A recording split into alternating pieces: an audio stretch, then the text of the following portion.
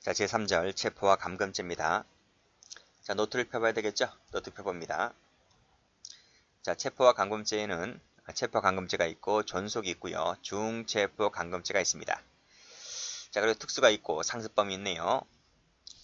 자, 여기 있는 모든 죄들은, 즉 체포 감금죄의 모든 죄들은 침해범이고 미수가 있고 중요한 것이 이제 해방 감경 규정이 없다는 거예요. 이거 조심하시면 됩니다. 자, 그러면 교재 갑니다.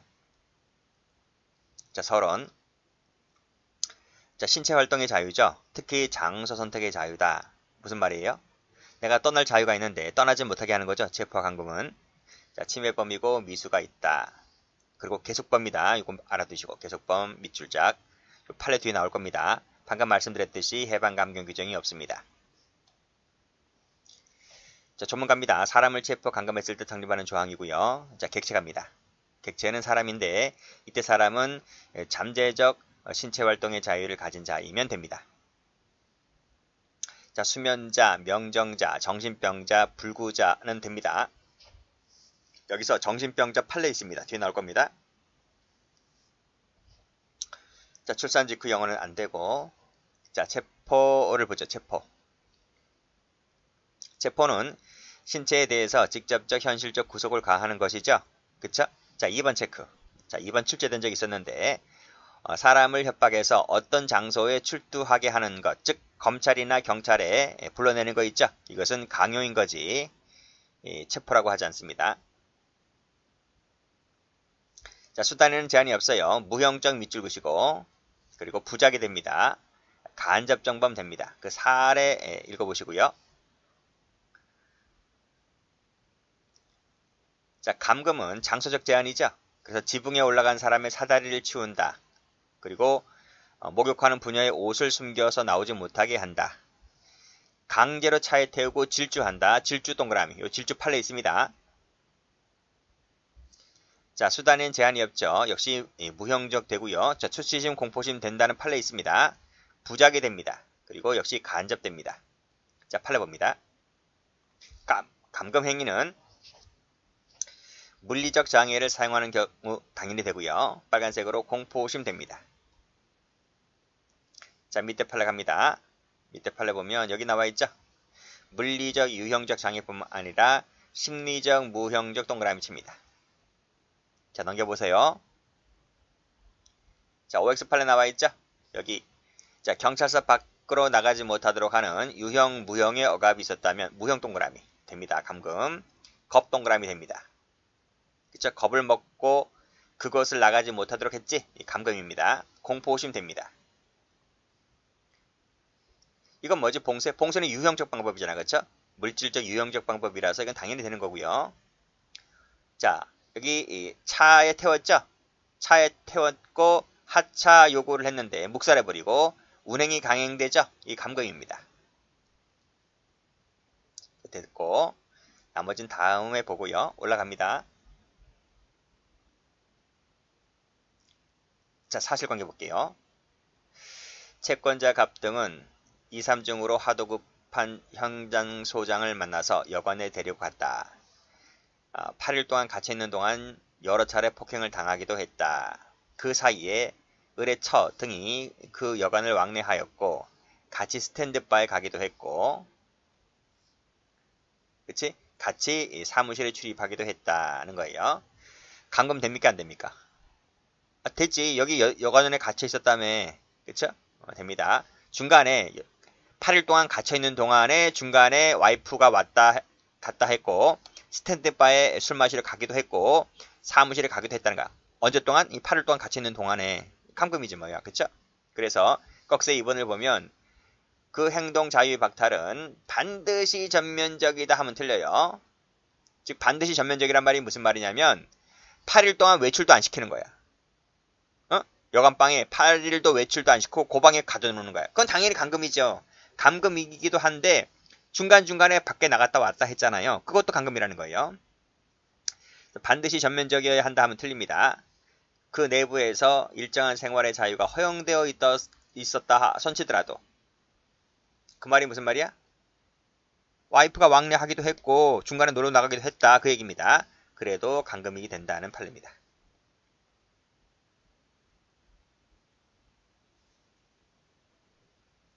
다음. 자, 이 6번은 무슨 판례죠? 자, 정신의료기관의 장, 즉 정신병원 원장임을 말합니다. 정신병원 원장이 자의로, 이 무슨 말이야? 자기 스스로 입원을 한 환자다, 그 뜻입니다. 그쵸?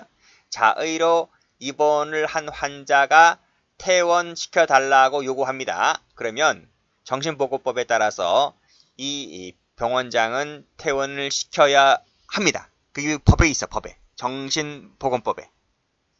근데 이 친구가 어떻게 했습니까? 정해진 절차를 밟지 아니한 채 요구가 있었음에도 불구하고 방치 동그라미. 퇴원 요구 밑줄 자. 이 요구가 있었음에도 불구하고 방치했기 때문에 감금이다 는 판례입니다. 출제된 적 있었죠? 자, 밑에 판례. 자, 보호 의무자의 동의를 얻지 못했다. 자, 밑에 정신과 전문의 입원 진단 내지 입원 권고서 작성 행위만 있었다. 이런 말입니다. 원래는요, 정확히 말씀드리면 정신병원에 입원을 시켜야 되잖아요. 정신병원에 입원을 시키려면 자, 지금 보호 의무자의 동의를 받아야 한다는 얘기 나와 있죠? 그래요. 그 아이를 정신병원에 보내려고 한다면 자, 보호 의무자의 동의가 필요합니다. 그 외에 뭐가 필요해요?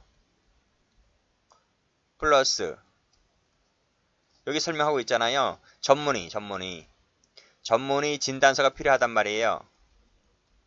그치? 그런데 지금 정신의료기관의 장, 누구야? 병원장. 그 병원장의 결정에 의하여 지금 입원이 이루어졌단 말이에요. 지금 동의가 없는데, 지금 동의가 있어야 하는데 동의가 없고 지금 딸랑 있는 것은 이거 하나밖에 없는 거예요. 그러면 안 되잖아요. 지금 두 가지 다 있어야 한다 했잖아요. 근데 이 병원장의 결정, 이 장의 결정이 동의도 없는 상태에서 딸랑 진단서 하나만 있는데 이 진단서 하나만 가지고 지금 정신병원에 입원을 시켰다고 하는 거잖아요. 이것이 위법하냐 하지 않느냐 하는 거예요. 판례가 뭐라 그래요? 원래 두 가지 다 있어야 위법성이 조각되는 그쵸? 구성요건 해당성이 조각되거나 위법성이 조각되거나 하는 것이잖아요. 근데 이것이 없는 상태에서 요 딸랑 하나만 있으면 위법성이 인정되는 것 같아 보여요. 근데 판례가 뭐라 하냐면 위법하지 않대요. 왜 그럴까?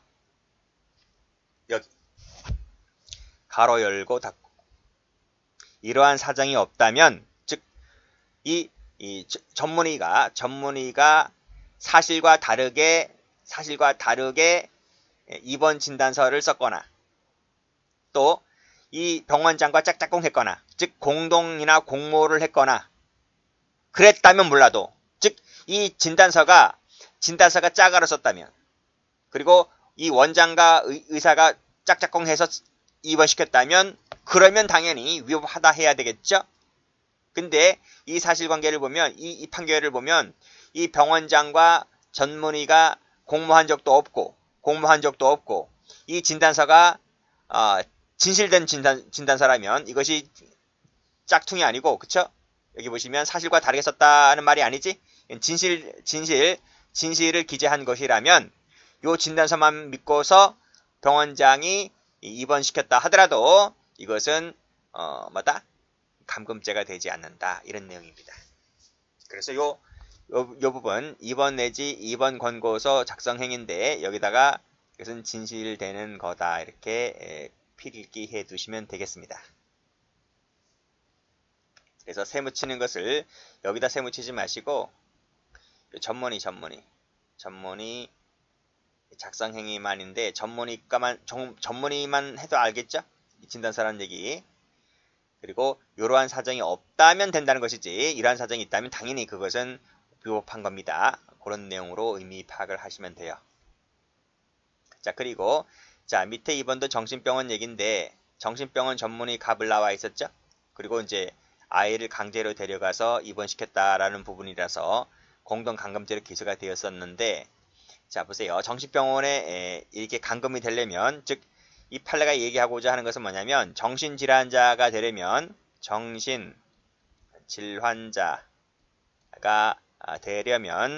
일단은 병원에서 정신병 환자라고 진단을 받아야 돼. 진단을 받은 자 정신병 진료 환자라고 진단을 받은 자라면 당연히 정신병원에 감금할 수 있습니다. 두 번째는 진단을 받지는 않았다 하더라도 이 장애의 정신장애의 의심이 든다면 이 의심이 들어요. 의심이 든다면 이것도 정신질환자가 된다는 게 판례야, 판례. 아시겠어요? 그래서 여기 보시게 되면 피고인 갑과 을은 쭉 읽어보시고 피해자에게 피해 사고나 망상장애의 의심이 있다고 판단했다. 그렇죠? 의심이 있다라고 판단되었다고 한다면 이자 역시 마찬가지로 동그라미 2번에 이 요건을 구비하기 때문에 정신질환자가 된다는 거야. 그래서 정신의학과 전문의인 피고인 갑과 을이 공동하여 피해자, 이 피해자가 누구야? 피해자가 여기 망상의 의심이 있다고 판단된 자입니다. 이 자를 강제로 태워서 병원으로 데려가서 입원시킨 것은 감금죄가 되지를 않는다. 그 받고 그 다음에 고의도 없다고 봤어. 그래서 무죄다 이렇게 봤습니다. 자, 됐죠? 자, 착수시기 판례 봅니다. 중요한 판례네요. 자, 여기 꺽쇠 1번을 보면 체포죄는 계속범이다고 나와 있습니다. 계속범 알아두시고 계속범이기 때문에 체포한 상태에서 일정한 시간적 계속이 이루어져야만 됩니다. 그렇죠? 그랬을 때 기수가 되는 거죠. 자, 여기서 체포죄의 고의를 갖고 타인의 신체적 활동이나 자유를 현실적으로 침해하는 행위를 개시했다면, 개시 동그라미. 그러면 착수로 봅니다. 자, 무슨 내용인지는 사실관계를 읽어봐야지 알겠죠? 올라갑니다.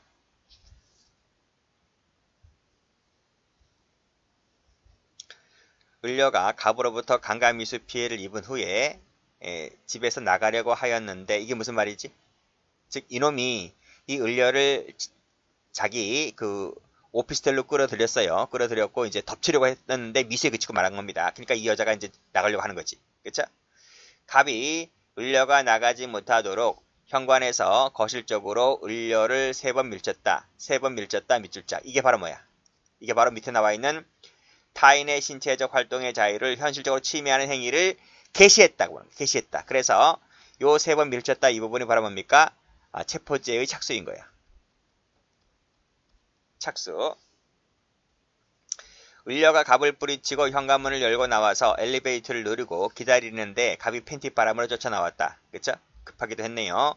자, 을려가 이를 뿌리쳤고 갑이 닫히는 엘리베이터 문을 손으로 막으면서 들어오려고 하자 을려가 버튼을 누르고 손으로 하여 갑의 가슴을 밀어냈다. 그쵸? 갑의 죄책은 하는 겁니다. 이 모든 것이 다 CCTV로 지금 영상이 녹화되고 있고 그 영상이 이제 증거물로 제출된 거예요. 자, 보시면 일단은 판례가 뭐라 그럽니까? 체포죄의 고의를 가지고 현실적으로 침해하는 행위를 개시했을 때 여기를 색깔 칠할게요. 여기에 바로 뭐다? 착수다고 하는 이 지문이 출제가 잘 돼요. 그리고 뭐 가로 2번은 이제 설명해 놓은 것이고 판례가 뭐라 그래? 체포죄 미수다. 다시 결국 이 여자를 다시 팔을 잡아서 자기 방으로 끌어들이지 못했습니다. 이렇게 여기서 엘리베이터 안에서 옥신각신 이 실랑이를 벌이고 있는 여기가 끝인 거야. 아시겠어요? 그래서 체포죄는 미수에 그치고 말았다는 거죠. 여기서 체포죄 착수가 언제라고요? 여기 3번 미쳤을 때를 말합니다. 색깔 칠해 두시고요. 밑으로 넘어갈게요. 자, 이 판례도 출제가 잘 돼요. 시대가 거의 비슷하지? 여기는 18년도 판례고 여기는 20년도 판례네요. 자, 체포죄는 그랬습니다. 착수식이 똑같습니다. 착수식이 여기서 본 거 똑같아요. 체포죄의 고의로 현실적으로 침해하는 행위를 개시했을 때 다 똑같기 때문에 색깔 칠하지 않을게요. 똑같아요. 자, 꺽쇠 2번에 계속범이다 말씀드렸고 계속범이라서 시간적 계속이 있을 때 기수가 되는 것이다까지 똑같아요. 자, 계속이 되어야 기수이기 때문에 계속이 안 되면 미수지 뭐야. 그쵸? 그래서 일시적이다 세무쳐. 그러면 미수일 뿐이다 했고 색깔 다른 색깔로 색깔 여기 일시적 색깔 칠하시면 되겠네요. 꺽쇠 3번은 상해 짤 때 다 했잖아. 그치? 생활기능에 장애가 초래가 되면 상해가 되는 것이고 굳이 그것까지 미치지 않고 밥만 먹으면 잘 나은다. 그치? 자연적 치유라면 상해가 안 되는 것, 이런 것은 다 배웠던 것입니다. 여기서 중요한 것은 1번하고 2번인데 1번은 봤으니까 2번을 보시면 되겠네요. 올라갑니다. 갑등은 A파를 잡아당기거나 미는 등의 방법으로 A를 끌고 가려고 하였다. 이 A를 끌고 가려고 한 것이 바로 뭐야? 가로 열고 착수인 거야. 그쵸? 그래서 첫 번째 미수가 되었던 사건이죠. 함부로 잡아 끌면 안 돼요. 이렇게 법정까지 갈 수도 있는 거예요. 자, 넘겨보시고. 자, 기수식입니다. 계속범위라는 거 아시죠? 밑줄자. 그리고 읽어보시면 되고요. 인식을 요하느냐? 아닙니다. 잠재적 자유가 보호법이기 때문에 피해자의 인식 여부 밑줄 그시고 X 이딴 거 필요 없다. 그렇게 보는 게 학설입니다. 그렇게 보는 것이. 그래서 학설은 이렇게도 예를 들어요. 수면자의 방을 잠가 두었다가 깨기 전에 문을 열어준 것도 기수가 된다라고 이렇게 설명하고 있습니다. 이 사례보다는 인식 여부를 묻지 않는다. 이게 더 중요한 거예요. 기출된 적도 있습니다. 여기다가는 여기다 동그라미 치시면 되고요. 나머지 건 그냥 눈탱하시고요. 위법성 갑니다. 정당히 될 수 있습니다. 자, 그러나 앞에 끊고 그 정도를 넘었을 때는 조각되지를 않습니다. 그 예 볼게요. 경비원 이것도 기술된 적이 있습니다.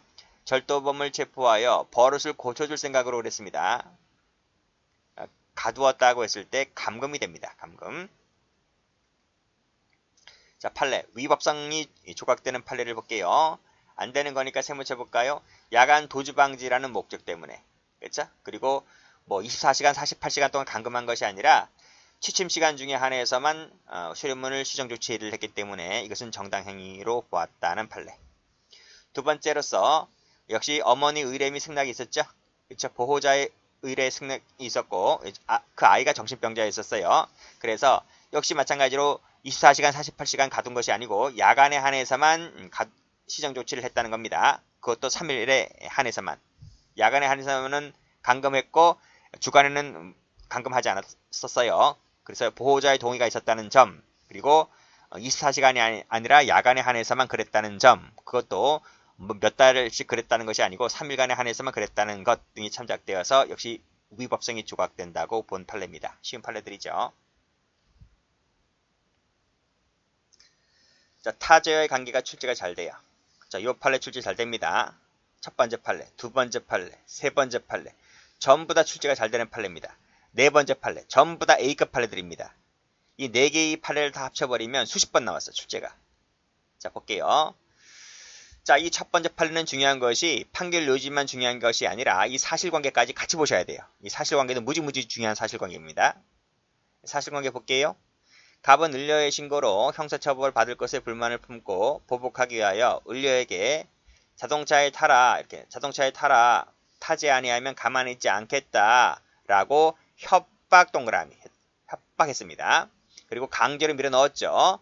강제로 밀어 넣고 20분권 동안 달립니다. 자, 이 부분입니다. 20분간 달린 거 아까 뭐라 그랬습니까? 감금죄가 되는 거죠. 그쵸? 문제는 이 협박이 감금에 흡수될까 안 될까 이거야. 될 것 같아 안 될 것 같아. 자동차에 타라, 타지 아니하면 가만히 있지 않겠다라고 한 이 협박은 감금의 수단으로 쓰여졌겠다라고 볼 수 있겠죠? 그쵸? 그래서 수단으로 보기 때문에 감금죄의 흡수가 되고 맙니다. 그래서 감금죄 1죄만 됩니다. 1죄만. 이건 별도로 제거되지 않는다는 거지. 이 사실관계가 알아두셔야 돼요. 이 사실관계 자체가 시험 문제입니다. 그리고 판결 요지는 또 별도로 출제됩니다. 여기서 보세요. 자, 감금에다가 빨간색 동그라미. 감금을 하기 위한 수단으로서 행사된 협박 밑줄 그시고. 협박. 이때 협박은 별도로 성립하지 않고 감금죄만 된다. 이런 말입니다. 그럼 감금할 때 웃으면서 감금합니까? 우락부락 얼굴 인상 쓰면서 욕설하면서 감금하지, 그쵸? 그렇게 보시면 돼요. 그렇게 보시면 될 것 같고, 요것은 색깔 칠해야 돼. 요것만 된다. 색깔을 많이 칠하세요. 색깔을 많이 칠하는 게 아니고, 색깔을 칠하면 낙인을 찍어버려. 그래서 이 고정 사상, 우리 생각 자체가 거기에 확 고정이 돼버리기 때문에 암기하기 좋다는 거예요. 그냥 눈으로 보는 게 따로 있지. 눈으로 보고 그냥 넘어가면 머리에 각인도 안 되고, 그쵸? 자, 밑에 팔로 볼게요. 자, 여기 감금 나와 있습니다. 감금. 다른 색깔로. 여기 강간 나와 있고, 강도 나와 있습니다. 그런데, 그러면 이것도 마찬가지로 수단이기 때문에, 아하, 감금이 강간에 흡수가 되네, 강도에 흡수가 되네 하겠지만, 그게 아니죠. 우리가, 이건 필기하지 마세요. 우리가 저 다음 시간에 강간죄 배울 텐데 이 강간죄는 폭행이나 협박으로 간음하는 거잖아요. 강도는 폭행 협박으로 재물을 취득하는 거잖아요. 여기에 감금이 어디 있어? 폭행 협박 플러스 간음, 폭행 협박 플러스 취득, 재물 취득, 재산상 이익 취득밖에 없지. 여기에 감금이 어디 있어? 감금이. 항상 강간이나 강도가 되려면 항상 감금을 수반합니까? 그게 아니잖아요. 그치? 그래서 이 사건에 있어서만큼은 수단이 되었다 손치더라도 다른 사건이 때는 이게 수단이 안 될 수도 있는 거야. 그래서 이것은 흡수관계로 보는 것이 아니라 뭐로 본다? 따로 본다. 따로 본다. 별죄가 된다. 죄가 각각 된다. 이런 말입니다. 근데 이것이 공교롭게도 행위가 한 개였었어요. 행위가 한 개였기 때문에 상상적 경합을 인정했던 판례입니다. 이 총론 교재 가면 사실관계 나와 있습니다. 조개 트럭 사건이야. 적어보세요. 조개 트럭 사건에서 상경을 인정했다. 사실관계는 총론 시간에 가서 봐라. 이겁니다. 자, 이 밑에도 강간이죠? 강간이죠? 그러니까 상상적 경합이 된다고요. 자, 밑에 판례. 자, 이 밑에 판례 볼게요. 감금행위가 그랬습니다. 감금행위가 잘 봐요. 강도상해죄 범행이 끝난 뒤에도 자, 제가 지금 이 무슨 색깔이야? 이 초록색으로 지금 밑줄 꺼놨잖아요. 그치? 연두색인가 초록색인가? 강도상해 범행이 끝났다고 하면 이건 무슨 죄? 이건 무슨 죄? 강도상해죄 일죄. 강도상해죄 일죄가 되는 거잖아요. 근데 뭐만 계속됐다는 거야? 이것만 감금만 지금 계속됐다는 거야. 감금은 계속범이잖아요. 그치? 그러니까 이건 무슨 죄가 되는 거야? 감금죄가 되는 거야. 그쵸? 그쵸? 앞에서는 강도상해가 끝났어요. 끝났고 지금 뭐만 남았어? 감금만 남은 거예요. 감금만 남았을 땐 감금 행위만 있는 거잖아요. 강도상해는 없는 거잖아요. 그러니까 행위가 별개의 행위가 또 추가가 되는 부분이라서 그때는 경합범이 돼버려요.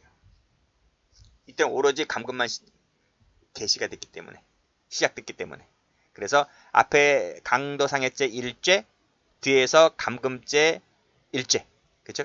행위는 각각 있기 때문에 각각 죄가 성립하는 것이라서 경합범이다 이런 내용입니다. 출제가 잘 된다. 자, 이 4개 판례 꼭 좀 기억을 해두세요. 출제가 무지 잘 나옵니다. 이것은 여기서도 나오지만 총론 죄수론 관계에서 총론 교재에서 더 많이 나오죠. 자, 가중적 요건 읽어보시고. 자, 중체포감금죄 제가 설명드렸습니다. 앞에서 그랬죠? 중죄가 붙은 범죄 중에서 유일하게 좀 다르다 그랬죠? 그래서 여기서 보면 체포감금하여 가혹한 행위를 했을 때 성립하는 범죄라서 플러스입니다. 플러스. 결합범이야, 결합범. 여기 나와 있는 결합범이라고. 체포감금과 더하기 가혹한 행위가 합쳐진 죄. 그렇죠? 그리고 구성요건이 뭐라 그랬습니까? 구성요건이 가혹한 행위라고 했었습니다. 생명신체가 있어요? 생명신체가 없어요. 생명이나 신체 이런 표현이 들어가지 않는다. 가혹한 행위일 뿐이다. 그리고 미수가 있네요. 구치적 위헌범이 아니다. 결과적 가중범이 아니다 하는 거 다 설명드렸고 미수가 있다는 거 설명드렸고 조문이 출제가 잘 되는 거죠. 자, 나머지는 보시면 되겠습니다. 가혹한 행위가 어떤지 이 예를 통해서 읽어보시면 됩니다.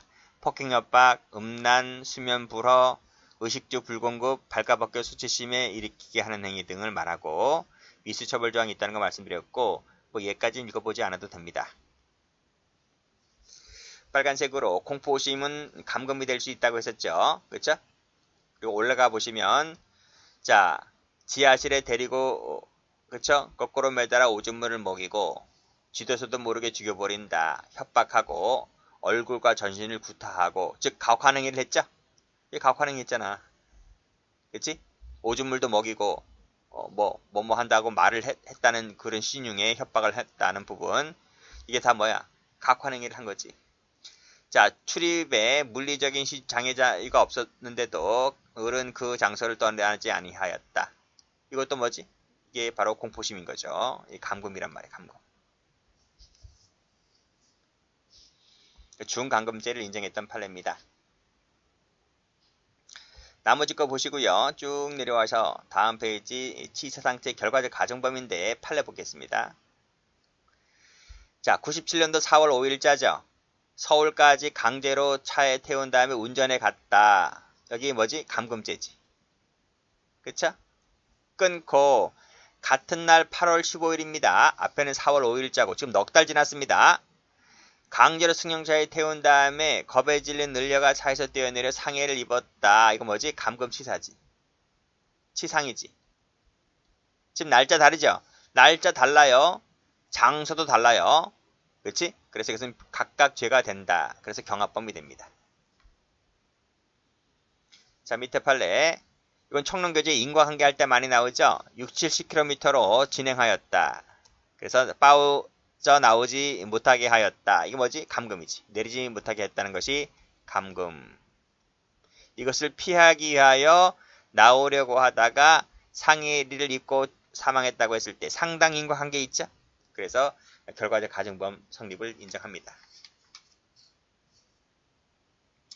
여기서는 감금이 기본 행위가 되죠. 기본 범죄 행위가 되고 빠져나오려고 했다는 부분이 이제 상당 인과관계가 있는 부분이고 뭐 중한 결과 발생했고 여기도 마찬가지입니다. 감금한 후에 단지 그 상태를 유지하였을 뿐인데도 즉 포박감금을 계속 유지했다는 겁니다.